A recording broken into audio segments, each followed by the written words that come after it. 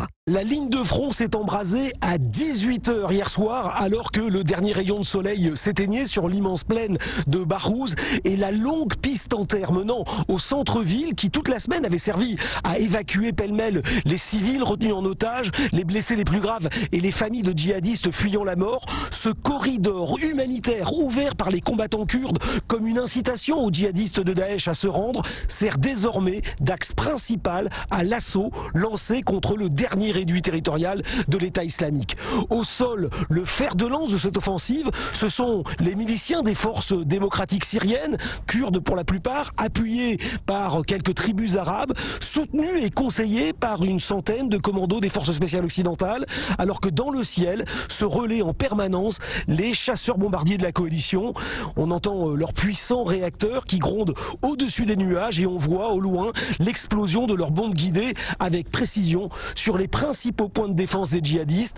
des casemates coiffant des tranchées reliées à des abris par de profonds tunnels, des positions retranchées préparées avec soin depuis des mois et dans lesquelles seraient entassés entre 1000 et 1500 terroristes selon les estimations très parcellaires des officiers kurdes. La bataille qui commence sera dure, ils le savent et ne font aucun pronostic sur la durée probable des combats, mais ils ont une certitude, quel que soit le temps que cela prendra, l'offensive se conclura sur une défaite militaire de Daesh. Didier François, envoyé spécial d'Europe.